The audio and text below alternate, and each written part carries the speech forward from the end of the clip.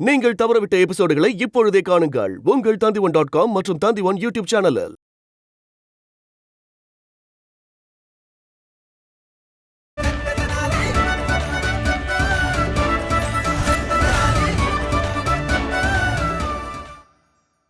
இளவரசியாரே, நீங்க உங்களுடைய புதிரை கேளுங்க. ஆரம்பிக்கலாமா? இரவின் இருளை சூடியவன், கங்கை கரையினில் கிடைக்கக்கூடியவன், பெரிய பெரிய பொக்கிஷங்களின் பாதுகாவலன், கழுத்தில் ஒரு மாலையைப் போல் கிடப்பவன் நான்.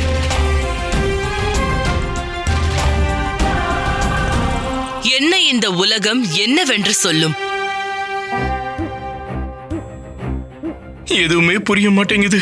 தலை சுத்த ஆரம்பிச்சிடுச்சே. என்ன ஆச்சு பண்டிதர் ராமகிருஷ்ணரே? பதில் சொல்லுங்க. உங்களை பார்க்கும்போது உங்களுக்கு என்னமோ பதில் தெரியாத மாதிரி இருக்கே.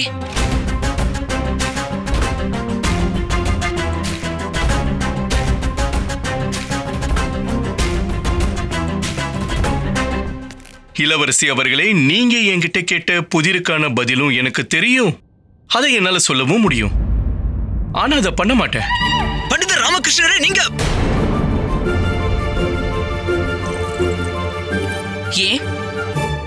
ஏன்னா நீங்க என்கிட்ட கேட்ட புதிருக்கான விடைய நான் இவ்வளவு சுலபமா சொல்லிட்டேனா, அதனால ஒருவேளை உங்களுடைய திறமைக்கு மரியாதை குறைஞ்சிடலாம் இளவரசி.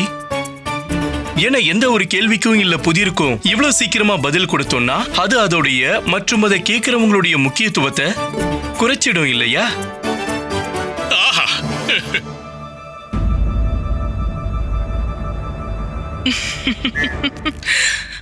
பேச்சிலையும் திறமையானவர் தான் நீங்க. என்ன திறமை? எனக்கு இந்த புதிருக்கான பதில் எதுவுமே தெரியாது. அதனாலதான் நேரம் எடுத்துக்கிறேன். அநேகமா இவன் புதிரோட முதல் அம்புலியே பலி ஆயிட்டான்னு நினைக்கிறேன். ஒரு வழியா மாட்டிக்கிட்டான். 6 பொழுதுகள். உங்ககிட்ட 6 பொழுதுகள் இருக்கு. இந்த கால அவகாசம் முடியறதுக்கு முன்னாடி நீங்க இந்த புதிருக்கான பதில சொல்லி என்னுடைய மற்றும் உங்களுடைய மானத்தை காப்பாத்திடுங்க. அப்புறம் உங்க ராஜ்யத்தை தோல்வி அடைய விடாம தடுத்துருங்க.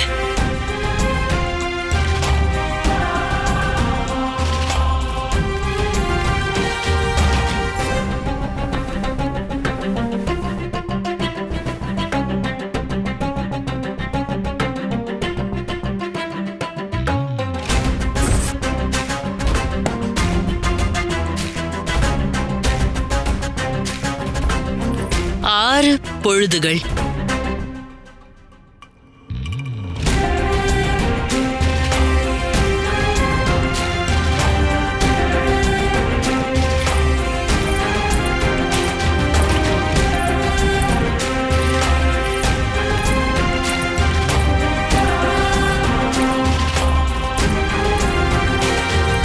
என்ன பண்றது? எப்படி பதில் சொல்றது? ராமா அவர்களே, ராமா அவர்களே, நீங்க இந்த புதிருக்கு பதில் சொல்லுவீங்கன்னு எங்களுக்கு அதிக நம்பிக்கை இருக்கு. ஆமா பண்டிதர் ராமகிருஷ்ணரே, இதே மாதிரிதான் நீங்க பல வருஷத்துக்கு முன்னாடி விஜயநகரத்தை காப்பாத்துனீங்க, இப்பவும் காப்பாத்துவீங்க. அது என் அப்பான்னு நான் எப்படி உங்களுக்கு புரிய வைப்பேன்? இந்த புதிர்களை தீர்க்கறதெல்லாம் என்னால முடிஞ்ச காரியம் இல்ல. இப்ப ராஜ்யத்தோட எதிர்காலம் உங்க கையில தான் இருக்கு. இங்க புதிருக்கான பதிலே என் கையில இல்ல. இவங்க ராஜ்யத்தோட எதிர்காலத்தையே என் கையில பாத்துக்கிட்டு இருக்காங்களாம். நன்றி நன்றி.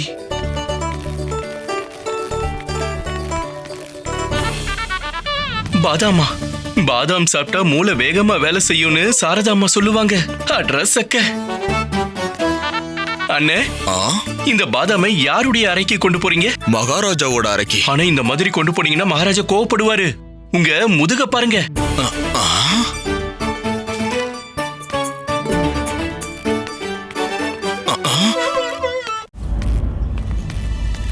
பண்டிதர் ராமகிருஷ்ணரே, நில்லுங்க. சொல்லுங்க குருவே.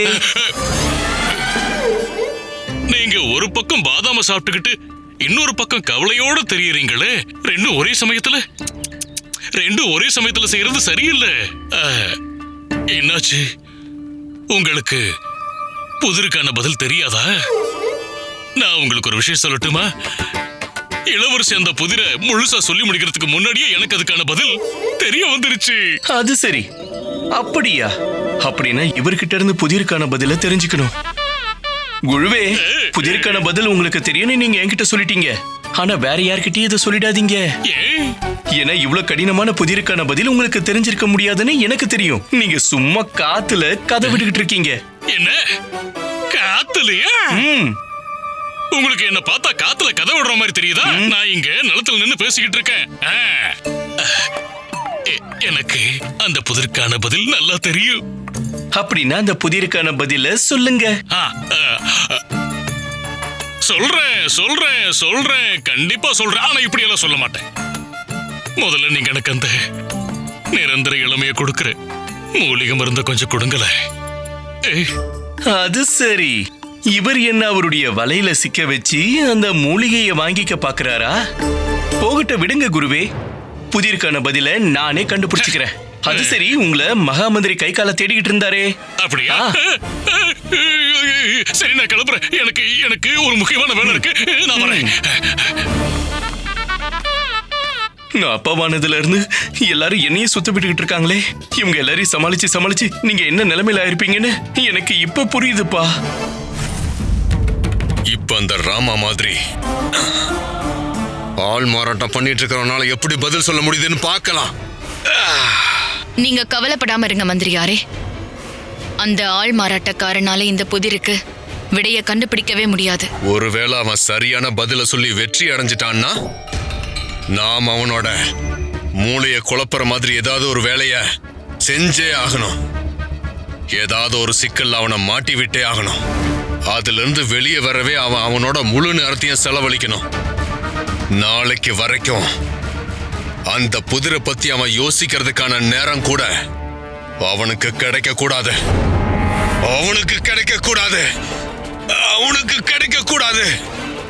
கிடைக்கவே கூடாது.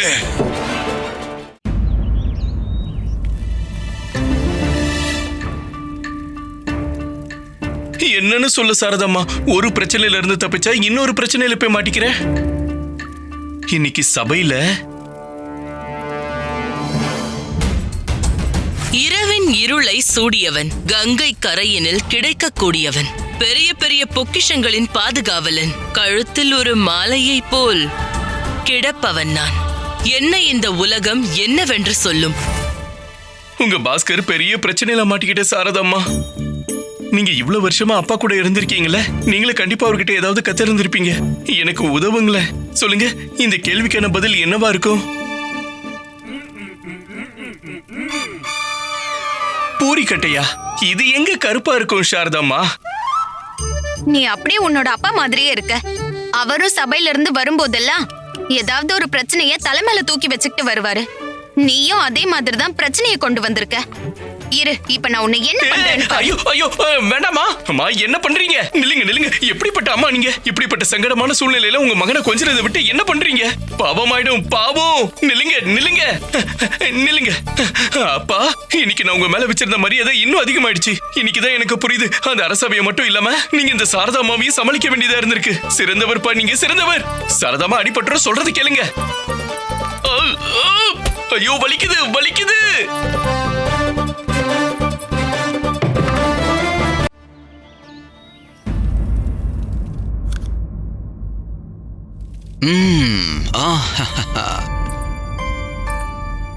ரொம்ப சுவையா இருக்கு. மகாராணி, சாப்பிட்டு பாருங்க. அட, என்னாச்சு? ஏதாவது சொல்லுங்க. ஏன் நீங்க இவ்வளவு கவலையா இருக்கீங்க? ஏன்னா இது கவலைப்பட வேண்டிய விஷயம் மகாராஜா. இதுல கவலையான விஷயம் என்னன்னா, இந்த மொத்த விஜயநகரமும் ஆபத்துல சூழ்ந்திருக்கு. ஆனா நீங்க கவலையே இல்லாம உட்கார்ந்துட்டு இருக்கீங்க. நான் ஏன் கவலைப்படாம இருக்கேன் சொல்லுங்க? ஏன்னா பண்டிதர் ராமகிருஷ்ணர் நம்ம கூட இருக்காரு. பண்டிதர் ராமகிருஷ்ணர் நம்ம கூட இருக்கிற வரைக்கும் கவலை மற்றும் பிரச்சனை இந்த ரெண்டுக்கும் விஜயநகரத்துல இடமே இல்ல. நான் கவலைப்படாம இருக்கேன், நீங்களும் கவலைப்படாம இருங்க. இந்தாங்க, நீங்க இந்த பழத்தை சாப்பிடுங்க. அட வந்து உட்காருங்க. இந்தாங்க சாப்பிடுங்க. புடிங்க புடிங்க. முட்டாள் மகாராஜா, சீக்கிரமே உங்க காலுக்கடியில நிலம் அதிர போகுது. அப்ப விஜயநகரத்தை விட்டுட்டு காட்டுல அங்க இங்கன்னு போய் சுத்துங்க. அங்கேயும் இதே மாதிரி பழங்களையே போய் சாப்பிடுங்க. அப்பா, நீங்க பாத்துக்கிட்டு இருக்கீங்கல்ல, உங்க மகன் எவ்வளவு பெரிய பிரச்சனையில மாட்டிக்கிட்டு இருக்கேன்னு பாத்தீங்களா? பார்க்க நான் என்னவோ உங்களை மாதிரி தான் இருக்கேன், ஆனா புத்தியை என்ன பண்றது? உங்களை மாதிரி புத்திக்கு நான் எங்க போவேன்? புதிர தீக்கு நீங்களே ஏதாவது உதவி பண்ணுங்களே. நீங்க என்ன பண்றீங்க? பார்த்தா தெரியலையா? புதிருக்கு பதில கண்டுபிடிக்க என்னுடைய அப்பா கிட்ட உதவி கேட்டுக்கிட்டு இருக்கேன். ஆனா நீங்க உங்களோட படத்துக்கு முன்னாடி நின்னுட்டு உங்ககிட்டயே உதவி கேட்டுட்டு இருக்கீங்க. அப்புறம் உங்களை நீங்களே எதுக்காக அப்பான்னு சொல்லிக்கிறீங்க? ஏன் சொல்ற? அதான் ஏன் சொல்றீங்க? இவர் என்னுடைய அப்பா தான். பார்க்க என்ன மாதிரியே இருப்பாரு. இவருடைய அப்பாவும் பார்க்க இவர மாதிரி தான் இருந்தாரு, அவருடைய அப்பாவும் பார்க்க அவர மாதிரி தான் இருந்தாரு. கடந்த 5 தலைமுறைகளா எந்த பையன் இங்க வீட்டுல பிறந்தாலும் அவங்க பார்க்க ஒரே மாதிரி தான் இருப்பாங்க. அதனாலதான் இப்ப நான் என் அப்பா முன்னாடி நின்னு புதிருக்கான விடையை கண்டுபிடிக்க ஆசீர்வாதம் வாங்கிக்கிட்டு இருந்தேன். உங்களால புதிருக்கான விடையை கண்டுபிடிக்க முடியலையா?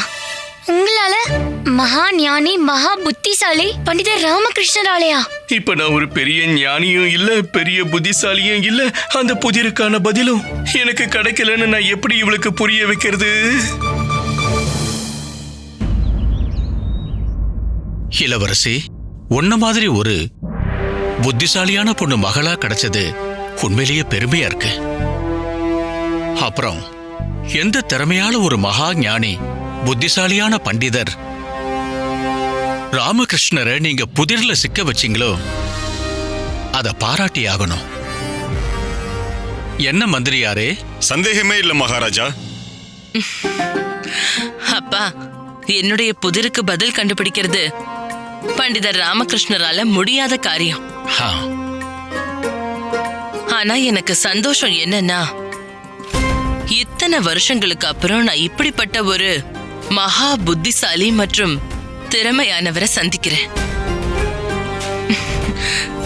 இந்த விளையாட்டுல பேரானந்தம் கிடைக்க போகுது. எப்பவும் சந்தோஷமா இருமா.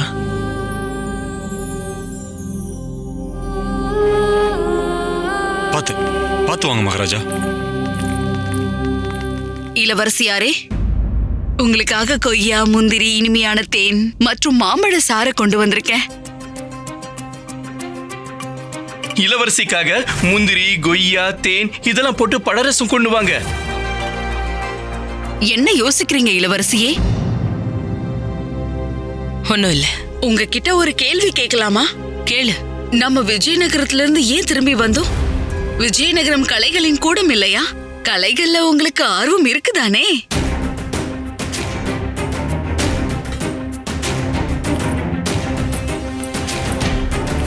என்ன, அதை விட அதிகமா எனக்கு நான் உயிரோட இருக்கிறதுல ஆர்வம் இருக்கு. விஜயநகரம் நம்மளோட எதிரிகளோட வீடு. ஒரு எதிரி எப்பவுமே எதிரியா தான் இருப்பாங்க. அங்க நம்மளோட உயிருக்கு ஆபத்து ஏற்பட வாய்ப்பு இருக்கு.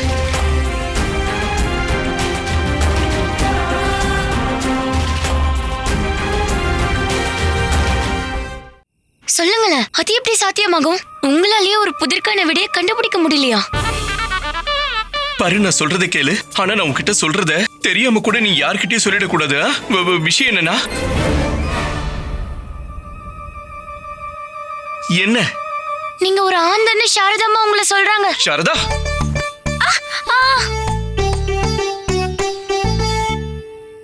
இல்ல சாரதாம்மா என்ன சொல்றாங்கன்னா, புதிர்க்கான பதில் ஆந்தையா. என்ன?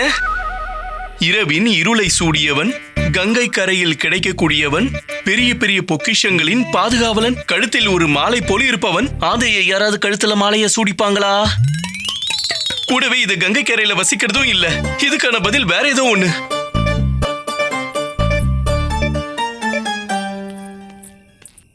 இரும, அது கருப்பாவும் இருக்கும், கங்கை கரையில நீச்சலும் அடிக்கும். இல்ல இல்ல இல்ல, அது இருக்காது.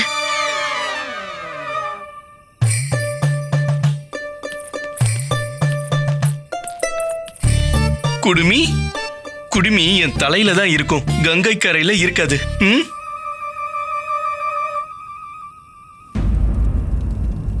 இரவின் இருளை சூடியவன், கங்கை கரையில் கிடைக்கக்கூடியவன், பெரிய பெரிய பொக்கிஷங்களின் காவலன், கழுத்தில் மாலை போல் சூடப்படுபவன். ஐயோ, என்ன புதிரோ இது, இப்படி குழப்பிக்கிட்டு இருக்கே, ஒண்ணுமே புரிய மாட்டேங்குது. காலையில இருந்து 5-6 பாதாம் சாப்பிட்டாச்சு, ஆனா ஒரு துளி அளவுக்கு கூட புத்தி அதிகமாகல. அதுக்கு மாறா புத்தியோட சக்தி குறைஞ்ச மாதிரி தான் இருக்கு.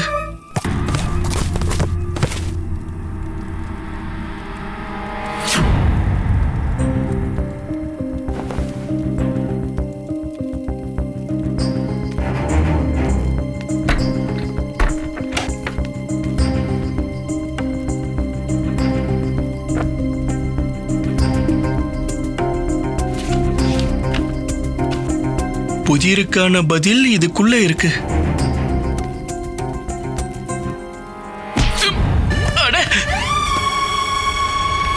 ஏய், நில்லு நில்லு.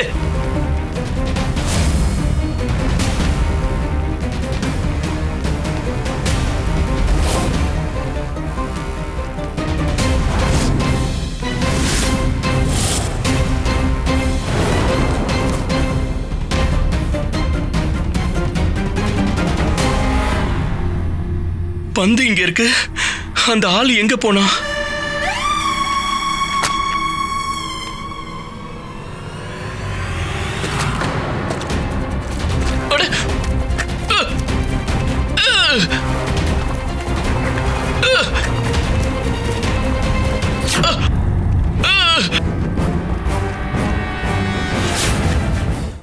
பறவை வலையில சிக்கிருச்சு. இப்ப பறக்க முயற்சி பண்ணும், ஆனா எதுவும் நடக்காது. பெருசா புதிருக்கு பதில் சொல்ல வந்துட்டான்.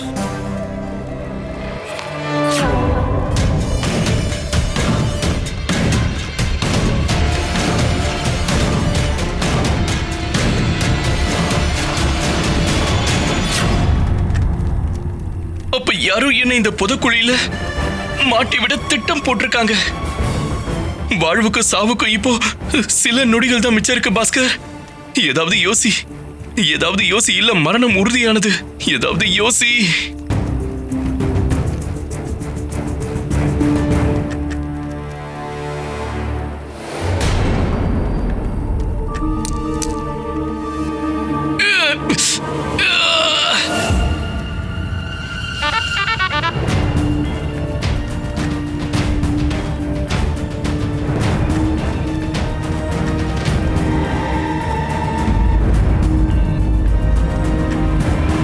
ஐயோ ஆண்டவா, எனக்கு நீ என்ன அநியாயம் பண்ணிருக்க.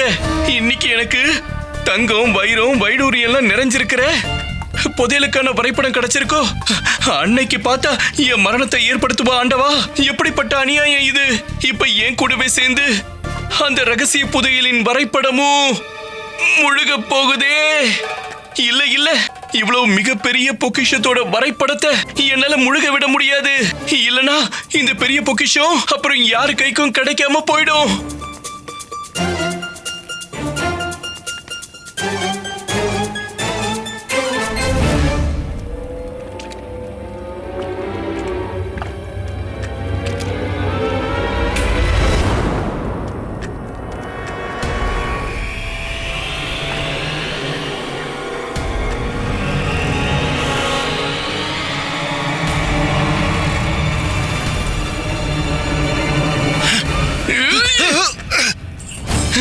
பேராசை கெட்ட பழக்கம்.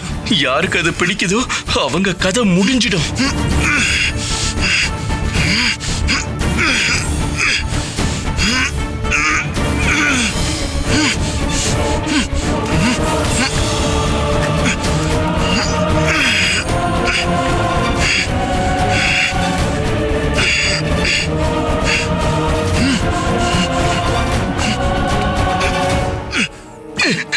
சொல்லு, யார் நீ? யார் நீ?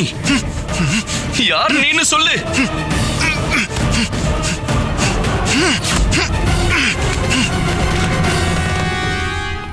ஓடிட்டா. ஆனா அது யாரு? இது கண்டிப்பா கைகாலவோட வேலையா தான் இருக்கும். ஏன்னா இளவரசியோட புதிருக்கான பதிலோட நான் அரசவைக்கு வரக்கூடாதுன்னு அவன் மட்டும்தான் நினைப்பான். ஐயோ ஆண்டவா, நான் அப்பாவை தேடி கண்டுபிடிக்கிறதுக்காக தான் அவரை மாதிரி வேஷம் போட்டேன். ஆனா நான் அப்பாவோட வேஷம் போட்டதுல இருந்து ஒண்ணுக்கு அடுத்து ஒண்ணுன்னு சங்கடங்கள் என்ன தேடி வந்துகிட்டே இருக்கு. அப்பா, உங்களுக்கு எவ்வளவு எதிரிகள் இருக்காங்கன்னு உங்களுக்கே தெரியாது. இப்ப இந்த புதிரை எப்படி தீர்க்கிறதுன்னு தெரியல. ஆனா நான் இனி அந்த கை காலம் மேல ஒரு கண்ணு வச்சிருக்கணும்.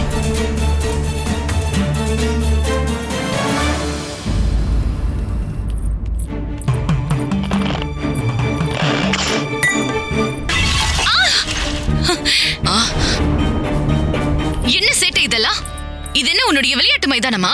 இல்ல, இதுக்கு முன்னாடி நான் எங்க விளையாடினோ அதானே விளையாட்டு மைதானம் ராணியம்மா. ஆனா நான் இளவரசன் ஆனதுல இருந்து நிறைய நிபந்தனைகள் வந்துருச்சு. நான் இங்க போக கூடாது, நான் அங்க போக கூடாதுன்னு. உனக்கு நாக்கு ரொம்ப அதிகமா நீளுது. நீ ஒன்னும் கவலைப்படாத. சீக்கிரமாவே மகாராஜாவா இருக்க போறதில்ல. அப்புறம் நீ இளவரசனா இருக்க போறதில்ல. அதுக்கப்புறமா போய் பெரிய மைதானங்கள்ல விளையாடு. அடடா, என்ன ஒரு காட்சி!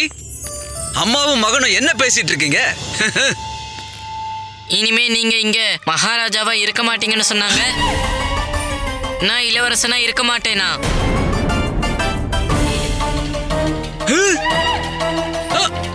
நான் மகாராஜாவா?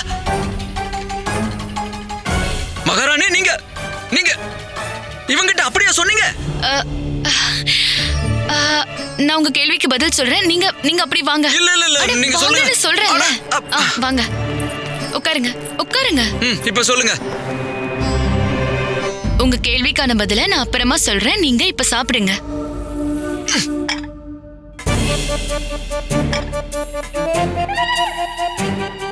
மகாராணி, நீங்க கிட்ட விளையாடுறீங்க அப்படிதானே? உணவு எங்க? இங்க பழங்கள் தானே இருக்கு. அதான் இதத்தான் நான் சுவாமிக்கு புரிய வைக்க முயற்சி பண்ணிட்டு இருந்தேன். பண்டிதர் ராமகிருஷ்ணரால மட்டும் இளவரசியோட புதிருக்கு பதில் சொல்ல முடியலனா சீக்கிரமாவே நாம விஜயநகரத்தை விட்டு வெளியே போக வேண்டியதா இருக்கும். அதுக்கப்புறம் நீங்களும் மகாராஜா இல்ல, அதுக்கப்புறம் இவனும் இளவரசனா இருக்க மாட்டான். அப்புறம் நம்ம காட்டுல இந்த பழங்களை சாப்பிட்டுதான் உயிர் வாழ்ந்தாகணும். உங்களுக்கு தெரியாது ராணியம்மா, பண்டிதர் ராமகிருஷ்ணர் அவர்களுக்கு எல்லாமே தெரியும். அவரு பெரிய ஞானி, யாராலையும் அவரை வீழ்த்த முடியாது. நம்ம பையன் ரொம்ப சரியா சொன்னா. போ சுவாமி, போய் சேவகர்களோட விளையாடு.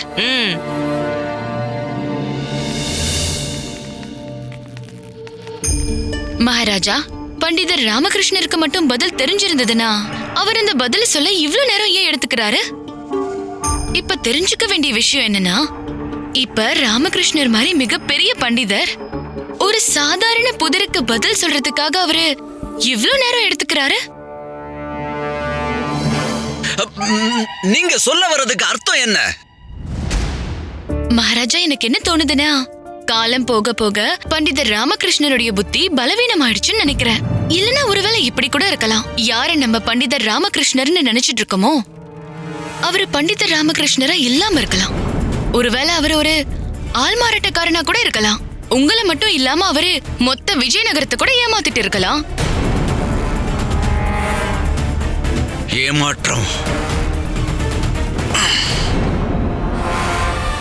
என்ன ஏமாத்துறதா?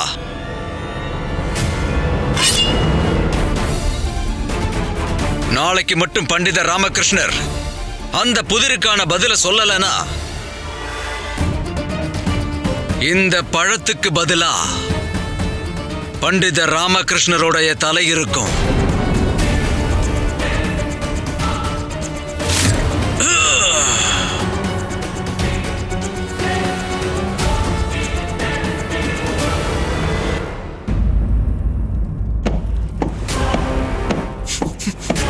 வேகமா, இன்னும் வேகமா, வேகத்தை அதிகப்படுத்து.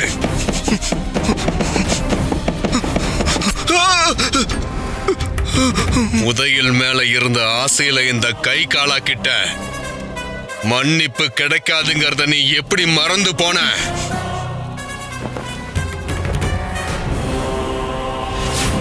உன்னாலதான் அவன் இவ்ளோ சீக்கிரமா புதக்குழியிலிருந்து வெளியே வந்துட்டான். இப்ப உன்னையும் நான் அதே புதக்குழியில தள்ளி விடணும்னு நினைக்கிறேன். மன்னிச்சிடுங்க மந்திரியாரே, என்ன மன்னிச்சிடுங்க.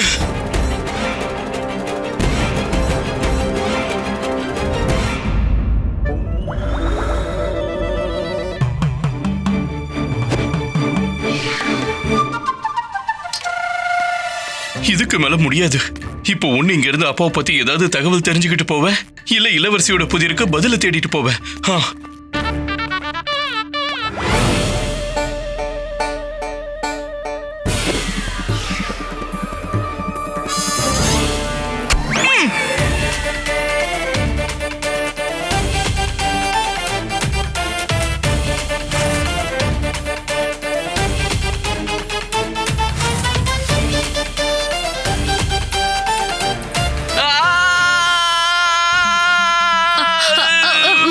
மன்னிச்சிடுங்க, என்ன மன்னிச்சிடுங்க. தெரியாம உங்க மேல பட்டுருச்சு. தெரியாமலா? நீ தெரியாம பண்ண வேலை எவ்வளவு வலிக்குதுன்னு உனக்கு தெரியுமா? ஐயோ, நான் தான் மன்னிப்பு கேட்டுட்டேன்ல. நான் சும்மா விளையாடிட்டு தான் இருந்தேன். இருங்க. கடவுளே, நீ பாக்க இவ்வளவு அப்பாவி மாதிரி தெரியல, ஆனா அவ்வளவு அப்பாவிலாம் இல்ல. அன்னைக்கு என்னடா வாயில இருந்து ஒரு வார்த்தை வரல, இன்னைக்கு பாரு படபடன்னு பேசிக்கிட்டு இருக்க. உன் அப்பாவுக்கு நீ பண்ணி கொடுத்த சத்தியம் எல்லாம் இப்ப என்னாச்சு? அப்பாவோட சத்தியத்துல இருந்து நான் விடுபட்டுட்டேன். நீதான் என்னோட உயிரை காப்பாத்தினதா நினைச்சிட்டு இருக்காரு. ஆனா உண்மை எதுவும் தெரியாதுல்ல. அதுக்காக இந்த மாதிரி தாக்கிதான் பழி வாங்குவியா? இதெல்லாம் நியாயமா இல்ல. அது நான் தான் சொல்றேன்ல, நான் வேணும்னே இப்படி பண்ணல, தெரியாம குத்திடுச்சு. இது எவ்வளவு முக்கியமான இடம்னு உனக்கு தெரியுமா? தெரியாம பட்டுதோ இல்ல தெரிஞ்சு பட்டுதோ, ஆனா பட்டது எனக்கு தானே. அது வந்து எல்லாமே அவங்களோட பார்வையில தான் இருக்கு. உங்களோட பார்வையில நீங்க சரி, என்னோட பார்வையில நான் சரி. ஆனா இப்ப உங்களாலையும் நான் தப்பு பண்ணதா நிரூபிக்க முடியாது, என்னாலையும் நிரூபிக்க முடியாது. அதெல்லாம் சரிதான். ஆனா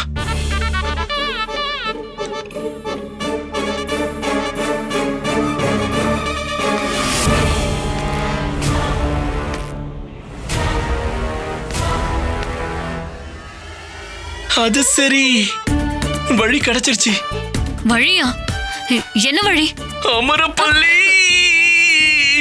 உனக்கு தெரியாம எனக்கு ஒரு அற்புதமான வழியை சொல்லிருக்க. இது மூலமா என் வெற்றியை உறுதியாயிடுச்சு. நீ என்ன சொல்லிட்டு இருக்க பாஸ்கர்? எனக்கு ஒண்ணுமே புரிய மாட்டேங்குது. நீ இதை புரிஞ்சுக்கிட்டா மட்டும் போதும். நீ அற்புதமானவ.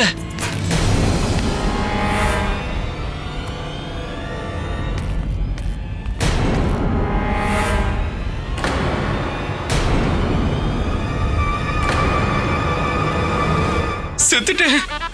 ஏன், என்னாச்சு? உன்னுடைய அப்பா வராரு.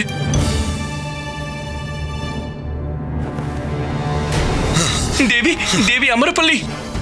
பாஸ்கர், நீ இங்க என்ன பண்ணிக்கிட்டு இருக்க? என் மகளத்தோட உனக்கு எப்படி தைரியம் வந்தது? இப்போ உன்னால எங்கிட்ட இருந்து தப்பிக்கவே முடியாது. அம்மு, அமரி.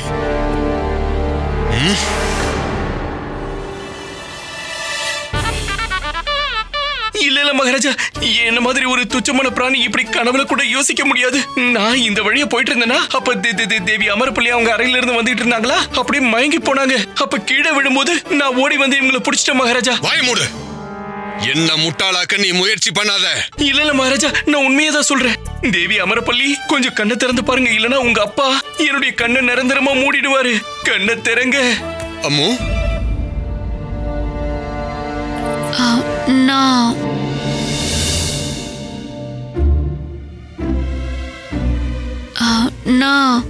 எனக்கு என்னாச்சுப்பா? அம்மாடி, நான் உன் முன்னாடிதான் இருக்கேன் பாரு. உனக்கு ஒண்ணும் ஆகலையே? ஒண்ணும் இல்லப்பா. பாஸ்கர், திரும்ப என்ன காப்பாத்தினதுக்கு உங்களுக்கு கோடான கோடி நன்றிகள். பாத்தீங்களா மகாராஜா, நான் உண்மையதான் சொன்னேன். அம்மாடி, நீ நீ உன்னோட அறைக்கு போய் ஓய்வு எடுத்துக்கமா. யாராவது இருக்கீங்களா சேவகர்களே? இப்ப சொல்லுங்க, இப்ப கணக்கு சரியாயிடுச்சா இல்லையா? உள்ள கூட்டிட்டு போங்க.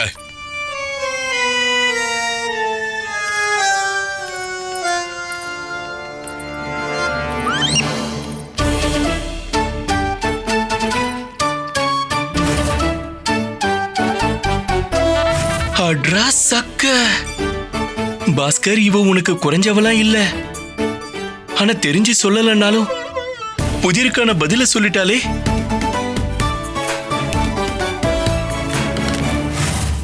இன்னொரு பதிலா?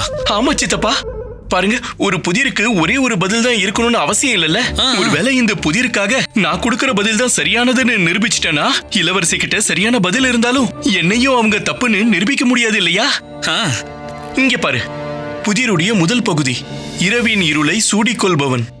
இந்த பகுதியை நிரூபிக்கிறதுக்கு இரவு மாதிரி அடர்த்தியான வண்ணத்துல இருக்கிற ஒரு நபரை நாம தேடி கண்டுபிடிக்கணும். இரண்டாவது பகுதி கங்கை கரையில் கிடைக்கக்கூடியவன். இந்த பகுதியை நிரூபிக்கணும்னா நான் அந்த மனுஷன் கங்கை கரையில தான் வசிக்கிறாங்கன்றத நிரூபிச்சா போதும். மூணாவது பகுதி பெரிய பெரிய பொக்கிஷத்தின் காவலன் நான். இதையும் நான் ரொம்ப சுலபமாவே நிரூபிச்சிருவேன். அவரை மாளிகையுடைய காவலர்னு சொல்லிடுவேன். இப்ப இந்த கடைசி பகுதி கழுத்தில் ஒரு மாலையை போல கிடப்பவன். அப்படின்னா நான் அந்த மனுஷனை பத்தி நிரூபிக்க வேண்டியது அவர் கழுத்துல இருக்கிற மாலை மாதிரி எல்லாரையும் அரவணைச்சுக்கிறவர்னு. அவருக்கு பேரு மாலை சிங்கன்னு வச்சிடுறேன். அற்புதம் பாஸ்கர், அற்புதம். இன்னைக்கு உன்னை பார்க்கும் போது எனக்கு லாமா மாதிரியே தெரியுது. ஆனா அந்த லாத்திரி மாதிரி அடர்த்தியான வண்ணம் இருக்கிற மனுஷனை எங்க இருந்து கண்டுபிடிக்கிறது? அததான் தேடணும் சித்தப்பா, அததான் தேடணும். வா.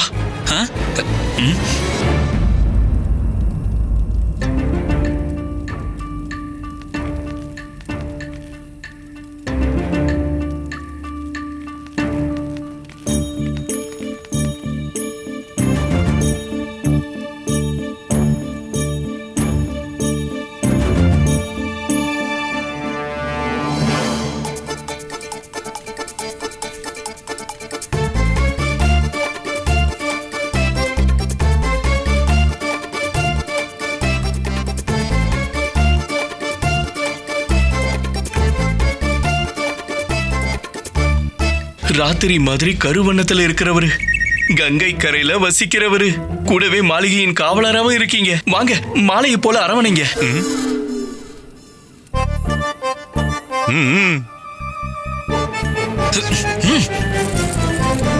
இந்தா.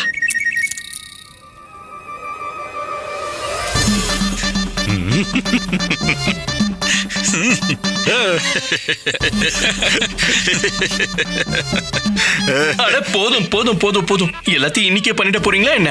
நாளைக்கு கொஞ்சம் மிச்சம் வைங்க. உண்மையிலேயே நடிக்க வேண்டியது நாளைக்கு அரசவையில தான், புரியுதா?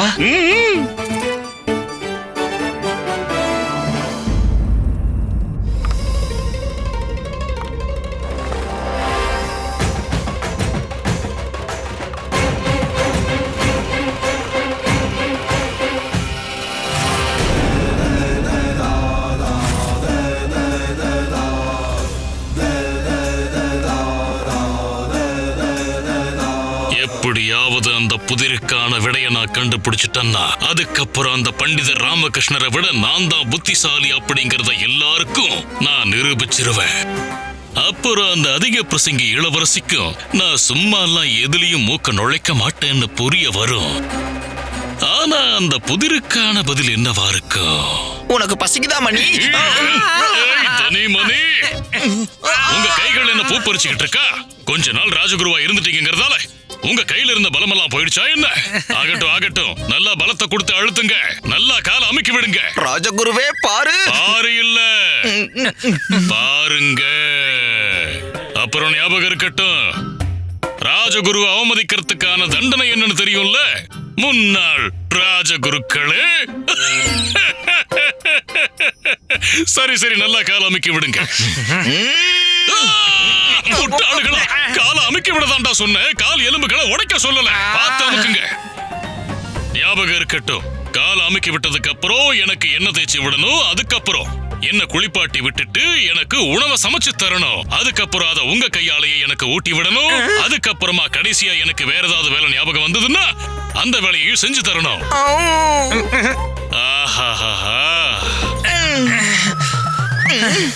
தனி அவர்களே பாருங்க, இந்த கிழவை நாம இவனுக்கு எவ்வளவு சித்திரவதை கொடுத்தோமோ அதெல்லாம் கணக்கு வச்சு நம்மள பழி வாங்கிட்டு இருக்கான். நீங்க ரொம்ப சரியா சொன்னீங்க மணி அவர்களே. ஆனா ஞாபகம் இருக்கட்டும், விஜயநகர ராஜ்யத்தோட ராஜகுரு பதவி நமக்கு திரும்பவும் கிடைக்கணும்னா மகாராஜா பாலகுமார நாம திரும்பவும் மகிழ்விக்கணும். அப்படி நாம மகாராஜாவை மகிழ்விக்கணும்னா இப்ப விஜயநகரத்துக்கு வந்த புது பிரச்சனையான இந்த ராஜா ஜாம்பவந்த் உருவத்துல இருக்கிற பிரச்சனைய நாம முடிச்சு கட்டணும். என்ன பண்றது? தனி அவர்களே, சொல்லுங்க. என்கிட்ட ஒரு திட்டம் இருக்கு, நீங்க வேணா பார்த்துட்டே இருங்க. இந்த தத்தாச்சாரியாரை என் காலை அமுக்க வைக்கலன்னா அதுக்கப்புறம் என்னுடைய பேர் மணி இல்ல. இன்றைக்கான சபை ஆரம்பிக்கட்டும். கவனிக்கவும், இளவரசி தேவயானி வந்து கொண்டிருக்கிறார்.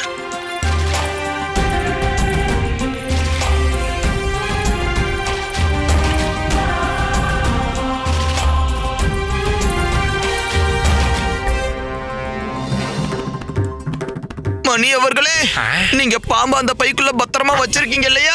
ஆமா தனி அவர்களே, பத்திரமா முடிச்சு போட்டுதான் வச்சிருக்கேன். இந்த பாம்பை மட்டும் நாம இளவரசி மேல தூக்கி போட்டுட்டா போதும், அப்புறம் இது இளவரசிய கொத்திடும்.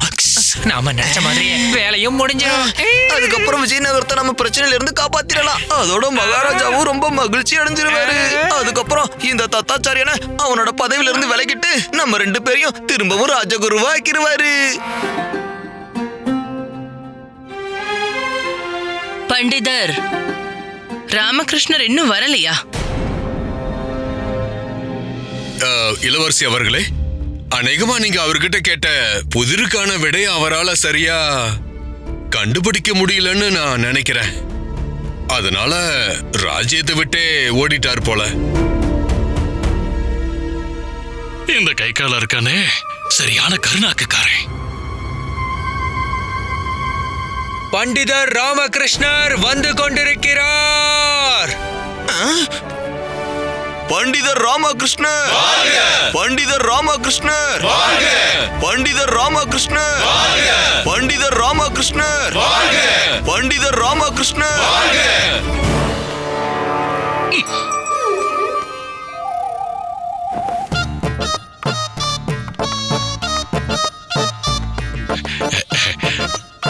பண்டிதர் ராமகிருஷ்ணரே, எனக்கு பதில் கிடைச்சிருச்சு. நீங்க எருமன்னு சொல்லுங்க.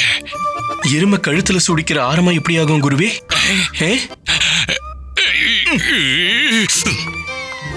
வணக்கம் மகாராஜா.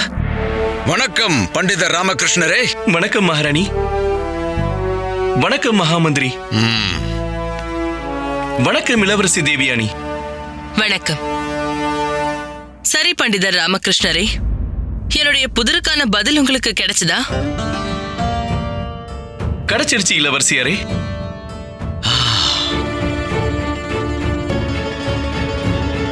அப்ப பதில் சொல்லுங்க. இளவரசி அவர்களே, உங்களுடைய புதிருக்கான பதில் தானா நடந்தே வந்து இங்கே நிக்க போகுது.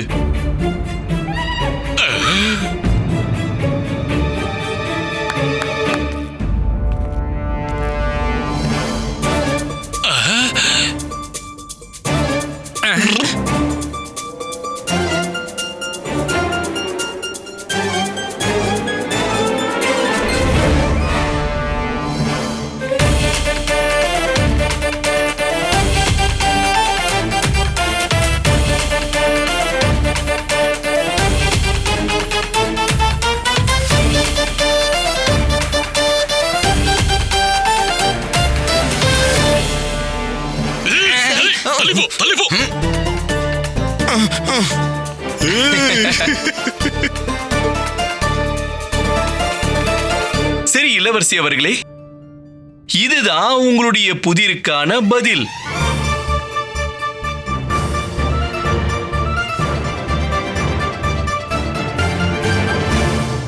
நான் புதிருக்கான பதில கேட்டேன், கேலி கையை இல்ல. ஐயோ பண்டிதர் ராமகிருஷ்ணரே, என்ன பண்ணிட்டு இருக்கீங்க? நான் எருமைன்னு சொல்லுங்கன்னு சொன்னேன், நீங்க எருமையை கூட்டிட்டு வந்துட்டீங்க. இப்ப விஜயநகரமும் போச்சு, என்னோட ராஜகுரு பதவியும் போச்சு.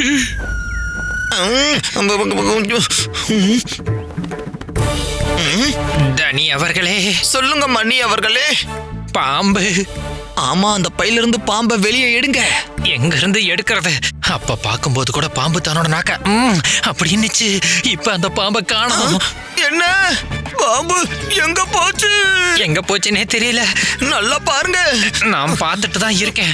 பைக்குள்ளது எங்கேயும் காணோம். இது தவறான பதில்.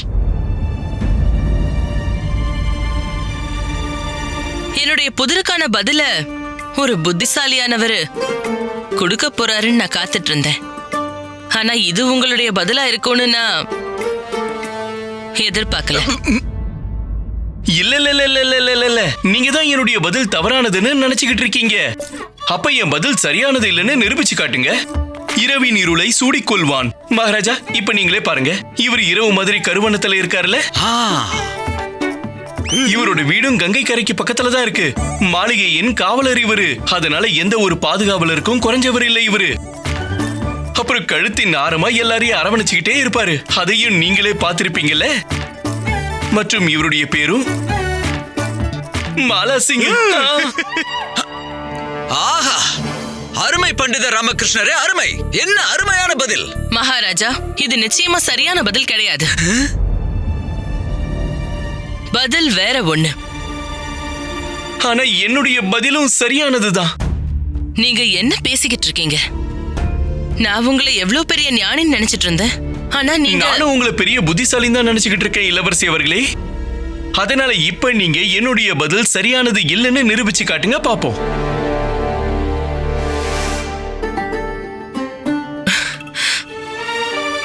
பண்டிதர் ராமகிருஷ்ணரே, இது வெறும் ஒரு தற்செயல் தான்.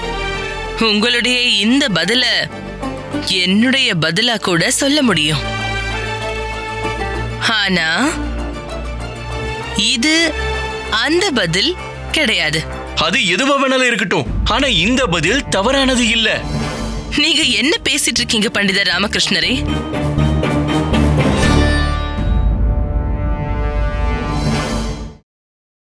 Catch us on TV, Tandivan.com, Facebook and YouTube.